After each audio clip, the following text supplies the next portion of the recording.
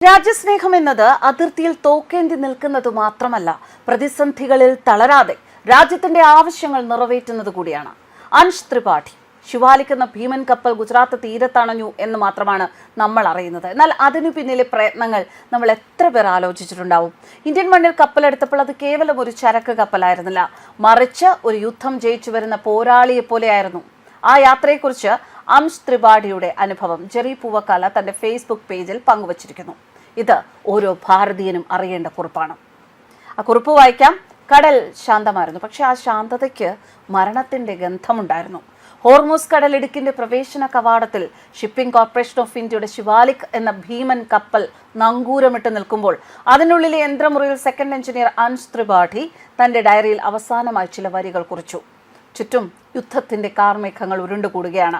ആകാശത്ത് മിന്നിമറയുന്ന യുദ്ധവിമാനങ്ങളുടെ ഇരമ്പൽ താഴെ കപ്പലിന്റെ ഡെക്കിലിരുന്നാൽ വ്യക്തമായി കേൾക്കാം. ലോകത്തിന്റെ എണ്ണക്കപ്പലുകൾ ഒഴുകുന്ന ഈ ഇടുങ്ങിയ പാത ഇപ്പോൾ ഒരു മരണക്കെണിയാണ്. ഏത് നിമിഷവും ഒരു മിസൈലോ ഡ്രോണോ കപ്പലിനെ ലക്ഷ്യം വെക്കാം. അഗ്നിപർവ്വതത്തിന് മുകളിലെ യാത്ര.